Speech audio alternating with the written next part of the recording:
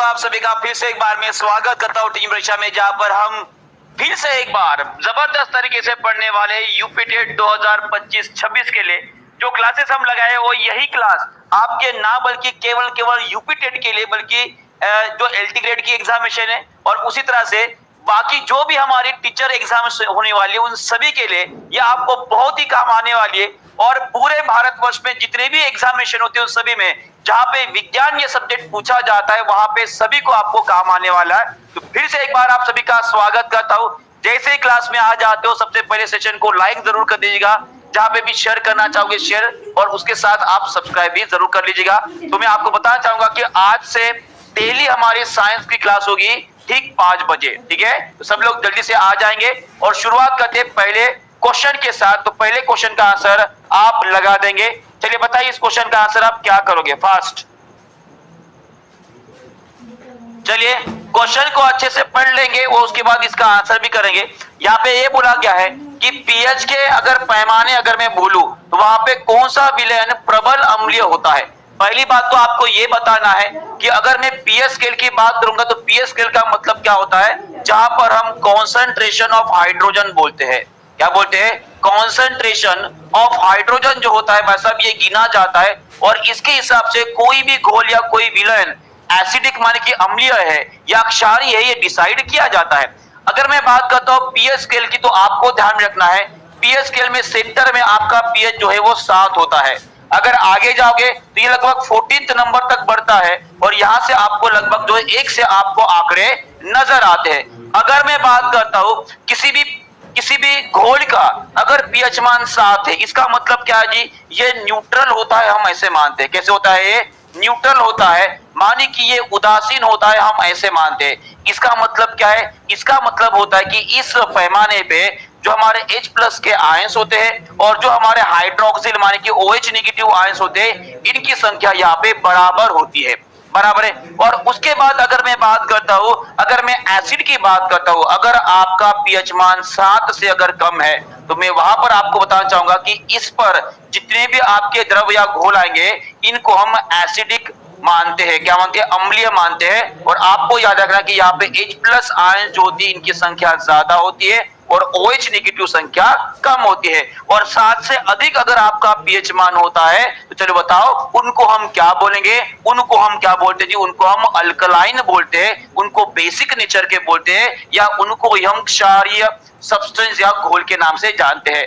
चलो एक बात मुझे बताओ, अब यहाँ पे सवाल ये भी आता है कि कौन से विलयन को मैं स्ट्रॉन्गली एसिड बोलूंगा, क्योंकि अगर यहाँ पर आप देख पा रहे होंगे कि यहाँ पे पीएच 7 बोला गया है तो ये आपका उदासीन घोल रहेगा। और ये दोनों पीएच अगर आप देख पा रहे हो तो इन दोनों का पीएच 7 से अधिक है तो ऑब्वियसली इनको हम क्या बोलेंगे? क्षारीय, माने कि ये बेसिक नेचर के हैं। तो इसी का मतलब आपका आंसर क्या आएगा? ऑप्शन नंबर पहला, first option A is your correct answer. कितने लोगों ने सही उत्तर किया एक बार कमेंट बॉक्स में लिख देंगे। चलिए बताइए जी कितने लोगों ने सही उत्तर किया है। चलो आशा करता हूं कि आप सभी ने जो है बेहतरीन तरीके से आंसर दिया है, सभी ने बिल्कुल सही उत्तर दिया है। पर एक बात आपको ध्यान में रखना है कि अगर मैं स्ट्रॉन्ग एसिड की अगर मैं बात करता हूं तो याद रखिएगा, देखिए स्ट्रॉन्ग एसिड और एक होता है आपका वीक एसिड। सभी लोग बहुत अच्छे से ध्यान देंगे क्योंकि इसी तरह से हम विज्ञान के हर कंसेप्ट को जो है आगे बढ़ते बढ़ते क्लियर करते करते आगे बढ़ेंगे, ठीक है। तो अगर मैं स्ट्रॉन्ग एसिड मान की मजबूत, किसी भी मजबूत या थोड़ा सा स्ट्रॉन्ग जो होता है वैसा मजबूत अगर अम्ल की अगर मैं बात करता हूं तो याद रखिएगा यहाँ पे जो H प्लस आयंस की जो संख्या होती है, इनका जो संख्या होती है वो ज्यादा होती है। और किसी भी घोल को मैं स्ट्रॉन्ग एसिड तब बताऊंगा कोई भी घोल स्ट्रॉन्ग एसिड तब रहेगा जब वो पूरी तरह से H प्लस आयंस डिसोसिएट हो जाएंगे, विघटन हो जाएंगे H प्लस आयंस में। पर अगर कोई घोल में अगर H प्लस आयंस की संख्या अगर कम बनती है तो उसको हम क्या बोलेंगे? वीक एसिड बोलेंगे, कमजोर अम्ल बोलेंगे। यहां तक क्लियर है? चलो बहुत बढ़िया। और उसके साथ पहले क्वेश्चन के बाद ये सेकंड क्वेश्चन का आंसर भी, और यहाँ पर आप देख पा रहे होंगे जैसे कि हाइड्रोक्लोरिक एसिड का अगर एग्जांपल मैं आपको दूं तो हाइड्रोक्लोरिक एसिड को हम स्ट्रॉन्ग एसिड मान के एक मजबूत जो है अम्ल मानते हैं। क्यों मानते हैं? क्योंकि जब इसका डिसोसिएशन होता है, मान कि इसका जब विघटन होता है तो विघटन होने के बाद ये 100% H प्लस आयंस में कन्वर्ट हो जाता है और इसीलिए जैसे कि हाइड्रोक्लोरिक एसिड हो गया, उसके बाद सल्फ्यूरिक एसिड हो गया, ये हमारे स्ट्रॉन्ग एसिड में गिने जाते हैं। पर उसी तरह से अगर मैं सल्फ्यूरिक एसिड की बात करूंगा तो ये भी हमारा स्ट्रॉन्ग एसिड है, और उसी तरह से सल्फ्यूरस एसिड भी होता है, ठीक है, सल्फ्यूरिक अलग होता है और सल्फ्यूरस अलग होता है, ठीक है जी। और उसी तरह से ये क्वेश्चन हमारा यूपी टेट पेपर 2 2013 में पूछा गया सवाल है, इसका भी आंसर सभी लोग जल्दी से कमेंट बॉक्स में कर देंगे। बताइए इसका आंसर क्या रहेगा फास्ट। इनमें से कौन सा एक प्रबल अम्ल है, कौन सा एक स्ट्रॉन्ग एसिड है। अब देखो यहां पर हमने अभी बात की है कि जो H+ आयंस बना सकता है उसे हमने बोल दिया अम्ल, मान के क्या बोल दिया, उसे हमने एसिड बोल दिया। पर यहाँ पे अब सवाल ये बनता है कि कौन सा यहाँ पे घोल है, ठीक है, जो ज्यादा से ज्यादा आपके H+ आयंस बनाएगा। तो सीधी सीधी बात है, आपका कौन नजर आ रहा है, ये आपका रहेगा, आपका HNO3 रहेगा। कौन रहेगा, HNO3 रहेगा। माने कि आपका नाइट्रिक एसिड जो है वो एक प्रकार का स्ट्रॉन्ग एसिड होता है, जी नहीं, बहुत बढ़िया, कुछ लोगों ने बिल्कुल सही उत्तर किया है। ये होता है हमारा नाइट्रिक एसिड जो होता है वो स्ट्रॉन्ग, माने कि एक मजबूत क्षार के, हाँ जी बिल्कुल, प्रबल अम्ल भी बोलेंगे उसे, ये आपका सही उत्तर रहेगा। और बाकी जितने भी नजर आ रहे हैं जैसे कि कार्बोनिक एसिड, ये कब बनता है, जब कार्बन डाइऑक्साइड, कार्बन डाइऑक्साइड और उसी तरह से जब एसिड के साथ वो रिएक्ट करता है तो वहां पे आपका कौन सा बनता है जी, आपका माफ कीजिएगा, जब वो पानी के साथ रिएक्ट करके, मान कि जल के साथ रिएक्ट करता है तो क्या बनता है, आपका कार्बोनिक एसिड बनाता है। और उसी तरह से यहाँ पे आपको मिथानोइक एसिड और यहाँ पे साइट्रिक एसिड नजर आ रहा है। डन है, चलो आगे बढ़ते हैं। यहाँ पे आप देख पा रहे होंगे कि hydrochloric acid, nitric acid, sulphuric acid, ये सभी के सभी सबसे ज्यादा स्ट्रॉन्गेस्ट एसिड माने जाते हैं। और वीक एसिड की अगर बात करूंगा तो सभी लोग कमेंट बॉक्स में लिखेंगे कि जो ऑक्सैलिक एसिड होता है, जो ऑक्सैलिक एसिड होता है, it is one of the सबसे ज्यादा ये कमजोर अम्ल माना जाता है। कौन सा जी, ऑक्सैलिक एसिड, इसे कमजोर अम्ल माना जाता है। उसके बाद सल्फ्यूरस एसिड, सल्फ्यूरिक एसिड अलग हो गया, सल्फ्यूरस अलग हो गया, फॉस्फोरिक एसिड, ये कमजोर अम्ल माना जाता है। और एक बात मुझे बताइए, ये ऑक्सैलिक एसिड कौन से पदार्थ में हमें मिलते हैं, इसके बारे में आज ही हमने बीपीएससी के क्लास में डिस्कशन किया था। चलो बताओ इसका आंसर करेंगे सभी लोग, बताइए इसका उत्तर क्या रहेगा, बहुत बढ़िया। और यहाँ पे बच्चों के और हमारे अभ्यर्थियों के आंसर भी आ रहे। पदार्थ की अगर मैं बात करूंगा तो आज ही हमने डिस्कस किया था कि जो टोमेटो होता है, माने कि जो टमाटर होते हैं, और उसी तरह से जो पालक की सब्जी होती है भाई साहब, इनके अंदर आपको ऑक्सैलिक एसिड मिलता है। और ऑक्सैलिक एसिड एक कारक होता है हमारे शरीर के अंदर किडनी स्टोन के लिए। इसके लिए किडनी स्टोन जो बनता है वो इसके कारण ही बनता है, क्योंकि वो किससे बना होता है, वो कैल्शियम, किससे बना होता है, ये कैल्शियम ऑक्सैलेट से बना होता है। किससे बना होता है, कैल्शियम ऑक्सैलेट से बना होता है। यहां तक डन है, चलो आगे बढ़ते हैं। अगला सवाल आपके स्क्रीन के ऊपर ये रहा, इसका भी आंसर जल्दी से कर देंगे। बताइए इसका आंसर क्या रहेगा, फास्ट, जल्दी जल्दी आंसर करेंगे और आगे बढ़ेंगे। ये हमारा पहला क्लास है तो सभी लोग जहां पे भी शेयर करना चाहोगे शेयर कर देंगे, लाइक करना है तो लाइक जरूर कर देंगे और आगे बढ़ेंगे। चलिए बताइए इस क्वेश्चन का आंसर आप क्या करोगे, फास्ट। मानव रक्त का पीएच लगभग कितना होता है, तो एकदम इजी क्वेश्चन है, मुझे लगता है कि कोई भी इसका जो है आंसर गलत नहीं करेगा। बहुत बढ़िया जी, सभी लोग आंसर करें। मानव रक्त का पीएच कितना होता है, वो लगभग 7.4 के आसपास होता है। कितना होता है, 7.4 के आसपास होता है। माने कि ही कैसा होता है, ये कैसा होता है, आपका क्षारीय होता है। कैसे होता है, क्षारीय होता है। माने कि ये कैसे रहेगा जी, आपका अल्कलाइन रहेगा। कैसे रहेगा, अल्कलाइन रहेगा। इस बात को आपको ध्यान में रखना है। और उसी तरह से अगर आपको ये सवाल पूछा जाता है कि हमारे मानव शरीर के अंदर पाया जाने वाला ब्लड जो है, इसका पीएच मान इस 7.4 माने कि अल्कलाइन माने कि क्षारीय क्यों होता है, तो एक बात याद रखेगा, हमारे ब्लड का अगर मैं कंपोजिशन की बात करूंगा, हमारे रक्त की अगर मैं बात करूंगा, तो हमारे रक्त में लगभग 55% जो है वो क्या होता है जी, एक लिक्विड माने कि तरल पदार्थ होता है। और इसी तरल पदार्थ को हम क्या बोलते हैं, प्लाज्मा बोलते हैं। क्या बोलते हैं, प्लाज्मा बोलते हैं। और बचा कुचा जो 45% होता है, यहाँ पे आपके आरबीसी आपको दिखाई देंगे, यहाँ पे आपके डब्ल्यूबीसी नजर आएंगे, और बाकी जो भी प्रोटीन और बाकी चीजें होती है वो आपके 45% में आ जाएंगे। बराबर है। 55% में आने वाले प्लाज्मा के अंदर में अगर बात करूंगा तो प्लाज्मा का सबसे महत्वपूर्ण काम हमारे शरीर में ये होता है कि जो भी अपशिष्ट पदार्थ होते हैं, कि जो विषैले पदार्थ रहेंगे, जो विषैले पदार्थ रहेंगे, इसका वहन करने का काम प्लाज्मा के द्वारा किया जाता है। और उसी तरह से प्लाज्मा हमारे शरीर के अंदर का लगभग 70% से भी ज्यादा जो कार्बन डाइऑक्साइड का वहन है वो यहां से किया जाता है, हमारे प्लाज्मा से किया जाता है। और ये जब वहन हो रहा है तो ये वहन कौन से रूप में हो रहा है, ये सवाल पूछा गया है एक बार एसएससी में। तो सवाल ये पूछा गया है कि हमारे शरीर के अंदर कार्बन डाइऑक्साइड का वहन कौन से रूप में होता है, तो आपका आंसर आना चाहिए कि सर वो बाइकार्बोनेट के रूप में होता है। किसके रूप में होता है? बाइकार्बोनेट के रूप में होता है। और यही वो बाइकार्बोनेट है, इसका नेचर, इसका गुणधर्म कैसे होता है? ये होता है आपका अल्कलाइन होता है। कैसे होता है? अल्कलाइन होता है, माने कि ये क्षारीय होता है। और इसी के कारण हमारे ब्लड का जो पीएच मान है वो कितना होता है? लगभग 7.35 से लेकर 7.5 के बीच में होता है। ये आपको ध्यान में रखना है। क्या सभी को ये कंसेप्ट क्लियर हो गया है? कंसेप्ट क्लियर हो गया? कंसेप्ट अगर क्लियर हो गया है तो आगे बढ़ते। चलो अगला सवाल देखते हैं जी। इसका भी आंसर सभी लोग एक बार कमेंट बॉक्स में कर देंगे। चलिए इसका आंसर कर देंगे सब लोग। इसका उत्तर क्या रहेगा? जल्दी से, फास्ट। बहुत बढ़िया। सभी लोग एक बार सेशन को शेयर जरूर कर देंगे जहां पे भी शेयर करना चाहोगे। सभी लोग एक बार सेशन को शेयर जरूर कर देंगे जहां पे भी आप शेयर कर सकते हो। चलो बताओ इस क्वेश्चन का आंसर आप क्या करोगे जल्दी से। बहुत बढ़िया, सभी लोग बेहतरीन तरीके से आंसर कर, मैं यहाँ पे देख भी पा रहा हूँ। हर क्वेश्चन का आंसर करने की कोशिश कर रहे हो, बहुत बढ़िया। यहाँ पे ये सवाल हमने एनसीईआरटी से लिया है क्योंकि सेम टू सेम क्वेश्चन आपके एग्जामिनेशन में पूछा गया है। तो इसका आंसर रहेगा आपका मैग्नीशियम। इसका आंसर क्या रहेगा? मैग्नीशियम इसका सही उत्तर रहेगा। क्या सभी ने इसका आंसर दे दिया? बहुत बढ़िया, बहुत बढ़िया। एक बात मुझे बताइए, अगर मैं क्लोरोफिल की बात करता हूं, है ना, ये क्लोरोफिल कहां पे पाया जाता है? आमतौर पर ये जो हरे पौधे होते हैं या हरे जो पत्ते होते हैं, उन हरे पत्तों में जो है आपका क्लोरोफिल पाया जाता है।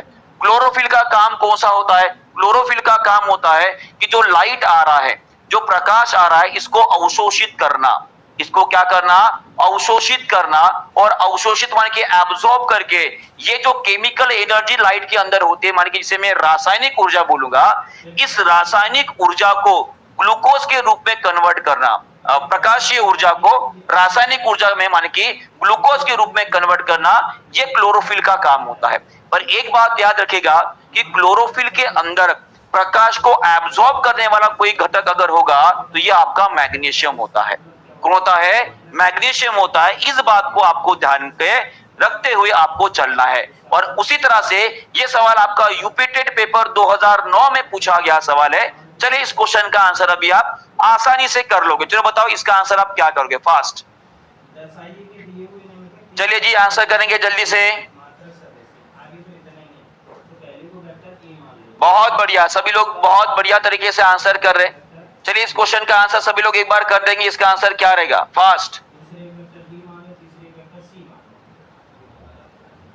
बहुत बढ़िया, सीधी सी बात है। अभी अभी हमने देखा है कि क्लोरोफिल के अंदर सबसे महत्वपूर्ण अगर कोई खनिज तत्व पाया अगर जाता है तो आपका मैग्नीशियम होता है।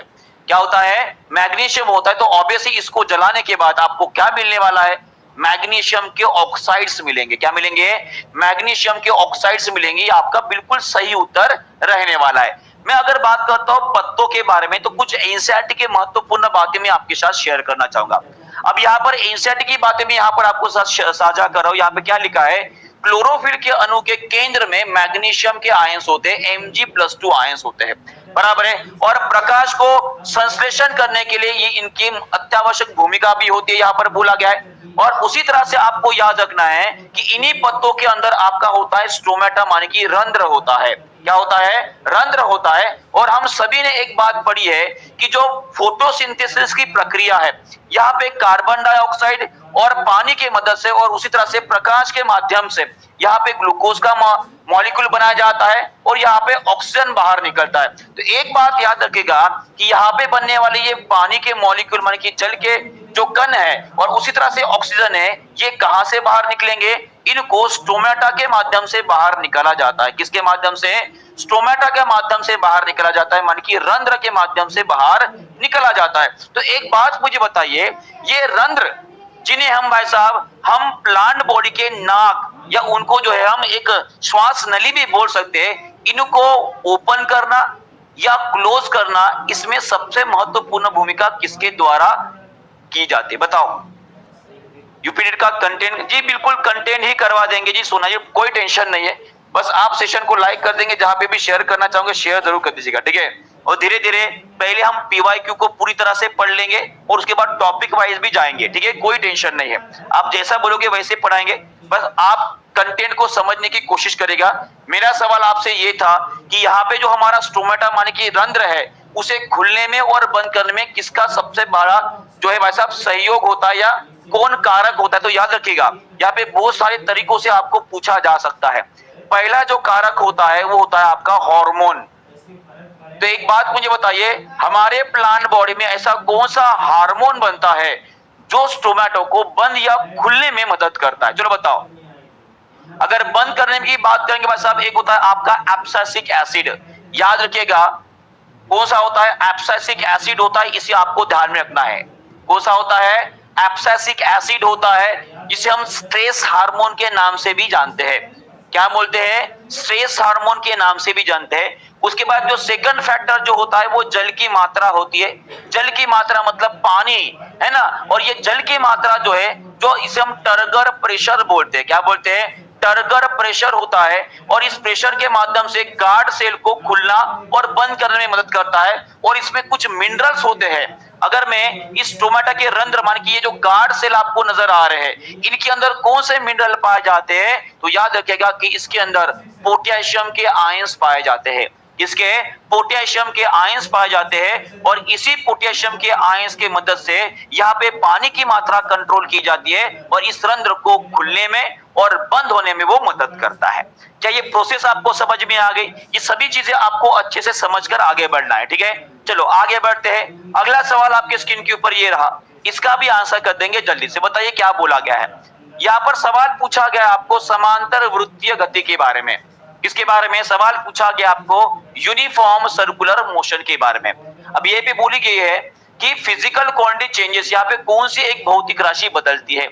चलो, स्पीड बदलती है, वेलोसिटी बदलती है, मैग्नीट्यूड ऑफ वेलोसिटी बदलती है, या टाइम पीरियड बदलता है? ये आपके यूपी टेट में आया हुआ सवाल है। ये यूपी टेट में आया हुआ सवाल है। सभी लोग इस क्वेश्चन का भी आंसर कर देंगे जल्दी से। बताइए इस क्वेश्चन का आंसर आप क्या करोगे? फास्ट। बहुत बढ़िया जी, बहुत बढ़िया। सभी लोग बेहतरीन तरीके से आंसर करें। और जितने भी लोग ये वेलोसिटी को टिक करें, मैं उन सभी को बताना चाहूंगा कि आप सभी का जवाब गलत है। हाँ जी बिल्कुल नहीं, बदलती बोला है ना, बिल्कुल सही है। बिल्कुल सही है, बिल्कुल सही है। कांस्टेंट क्या रहेगा? तो याद रखिएगा, स्पीड आपकी कांस्टेंट रहेगी, ये आपकी कांस्टेंट रहेगी। मैग्नीट्यूड ऑफ वेलोसिटी का ही मतलब आपकी स्पीड होती है, ये भी कांस्टेंट रहेगी। टाइम पीरियड मान के आवर्त काल भी आपका समान रहेगा। एक बात मुझे बताइए, यहाँ पे जो वेग का परिमाण है वो तो समान है, पर यहाँ पे वेग बदल रहा है। क्या इसका आंसर आप बता सकते हो? क्या इसका आंसर आप मुझे बता सकते हो?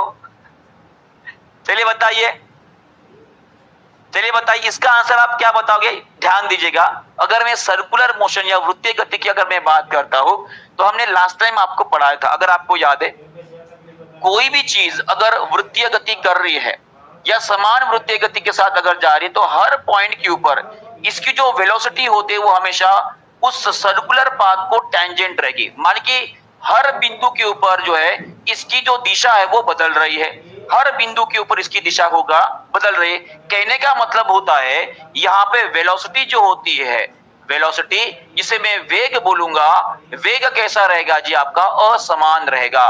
क्या रहेगा? असमान रहेगा। क्यों रहेगा? क्योंकि इसकी दिशा बदल रही है। दिशा माने की जो डायरेक्शन होती है, उस डायरेक्शन में जो बदलाव आ रहे हैं, उसी के कारण हम क्या बोलेंगे जी? आपकी वेलोसिटी कांस्टेंट नहीं है।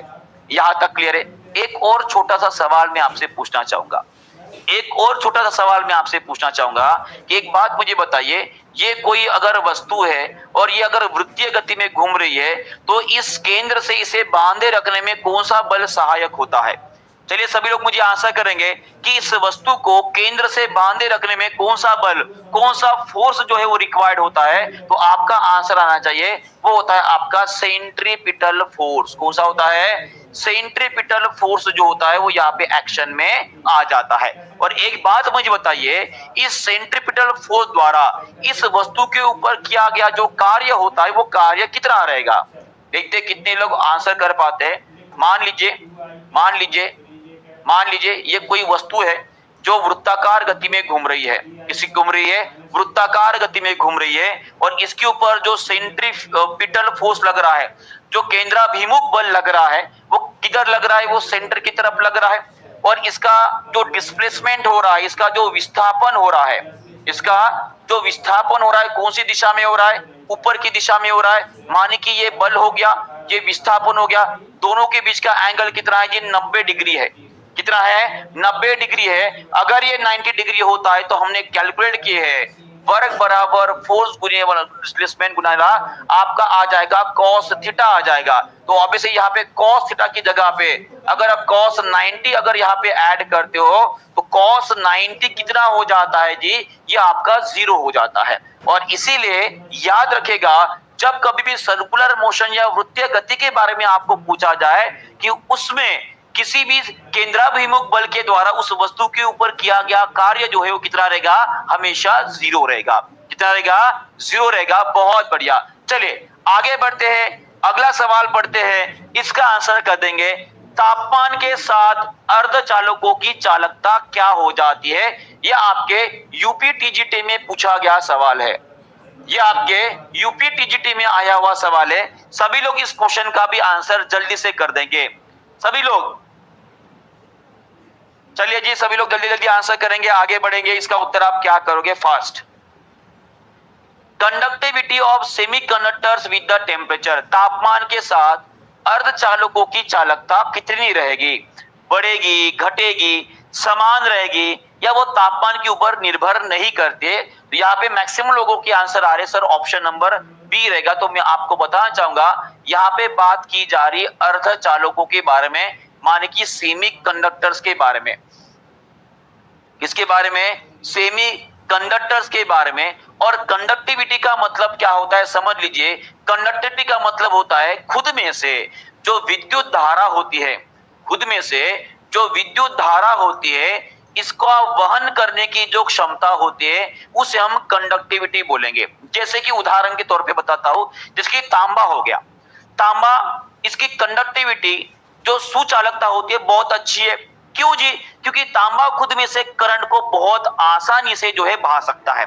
उसी तरह से अगर मैं किसी भी मटेरियल की अगर कंडक्टिविटी माने की चालकता की अगर मैं बात करूंगा, तो वो खुद में से अगर करंट को अच्छे से बहा रहा है तो उसकी चालकता अच्छी है। अगर वो नहीं बहा रहा है, इसका मतलब वो क्या है जी? कुचालक है, माने कि वो पुअर कंडक्टर है, माने कि वो बैड कंडक्टर है। यहां तक क्लियर है? अब याद रखिएगा कि जब कभी भी कंडक्टिविटी ऑफ सेमीकंडक्टर की बात की जाए तो तापमान के साथ ये बढ़ती है, तापमान के साथ ये बढ़ती है। ऑप्शन नंबर ए जो है आपका सही उत्तर रहेगा। कितने लोगों ने सही उत्तर किया? बस मैं आफरीन परवीन का नाम यहाँ पे देख पा रहा हूं और एक प्रीति जी का नाम जो है मैं यहाँ पे देख पा रहा हूं, जिन्होंने बिल्कुल सही उत्तर किया है कि जो कंडक्टिविटी होती है अर्धचालकों की वो तापमान के साथ बढ़ती है। क्या होती है? बढ़ती होती है। पर अगर आपको पूछा जाता है कि what about the metals, what about the metals, माने कि मैं अगर धातुओं की अगर मैं बात करता हूं, धातुओं की अगर मैं बात करता हूं, या मैं कंडक्टर्स की बात करता हूं, कंडक्टर्स का मतलब क्या होता है? जो सुचालक होते हैं। मैं अगर इनकी बात करता तो याद रखिएगा, कंडक्टर्स की जो कंडक्टिविटी होती है, जो कंडक्टिविटी होती है वो तापमान बढ़ने के साथ ये घट जाती है। क्या होती है? घटती है। याद रखिएगा। डन है यहाँ पे? चलो इसके बारे में थोड़ा सा और डिस्कस करते हैं। और यहाँ पर आप देख पा रहे हो, जिसकी सिल्वर की आप देख पा रहे हो, यहाँ पे चांदी आपको नजर आ रहा है। सभी धातुओं में, सभी धातुओं की अगर मैं बात करूंगा तो सभी धातुओं में जो सिल्वर है, जो चांदी है, इसकी कंडक्टिविटी सबसे ज्यादा होती है। क्या होती है? सबसे ज्यादा होती है। माने कि it is a very very good conductor of electricity, माने कि ये विद्युत का सबसे अच्छा सुचालक है। उसके बाद कॉपर आ जाएगा, उसके बाद आपका गोल्ड आ जाएगा, उसके बाद एल्यूमिनियम, ब्रास, आयरन। इस तरह से आपको सीक्वेंस याद में रखना। ठीक है जी?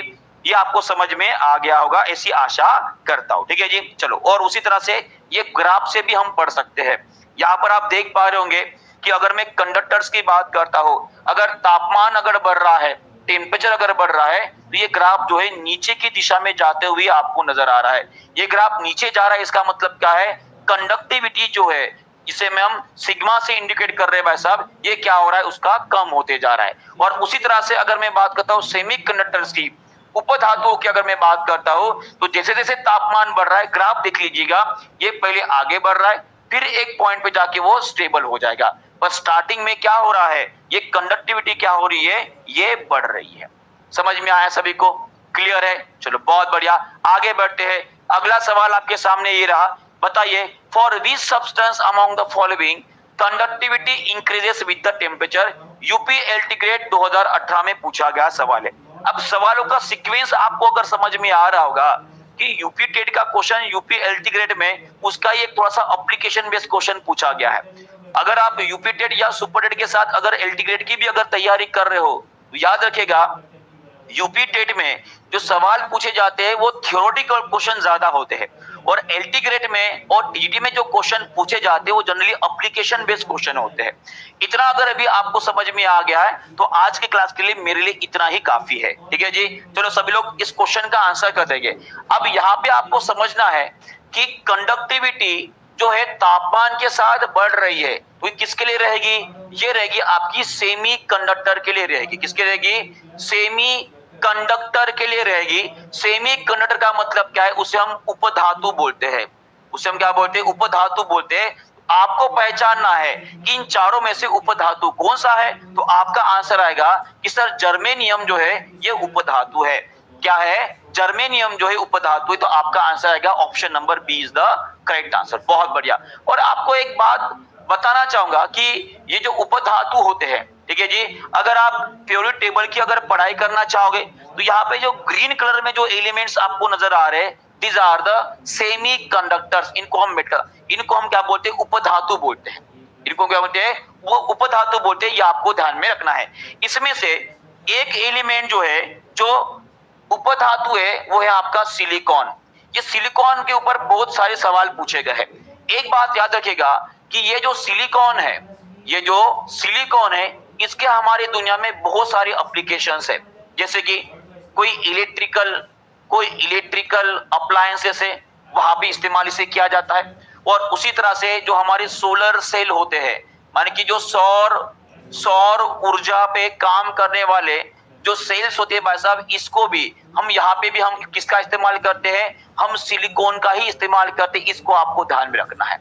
डन है? चलो बहुत बढ़िया, आगे बढ़ते हैं। चलो आगे बढ़ते हैं। अगला सवाल आपके सामने ये रहा, इसका भी आंसर कर देंगे, बताएंगे इसका आंसर क्या रहेगा। एकदम इजी क्वेश्चन है। मुझे लगता है कि अभी अभी वो ग्राफ हमने पढ़े हैं, और ये क्वेश्चन जो है आपका यूपी टेट में आया हुआ सवाल है। ये किस में आया है, ये यूपी टेट में आया हुआ सवाल है। चलो बताओ, देख पा रहे हो इलेक्ट्रिकल सेक्शन से बहुत सारे क्वेश्चन पूछे गए हैं। इलेक्ट्रिकल सेक्शन से बहुत सारे क्वेश्चन। सर हाइड्रोजन भी मेटल, और हाइड्रोजन नहीं है जी, हाइड्रोजन तो नॉन मेटल है। हाइड्रोजन तो नॉन मेटल है, अधातु है वो। ठीक है, चलिए इसका आंसर कर देंगे जल्दी से। Which of the following material has the highest electrical conductivity. तो आंसर क्या रहेगा आपका, सिल्वर रहेगा। क्या रहेगा, silver is the correct answer. बहुत बढ़िया।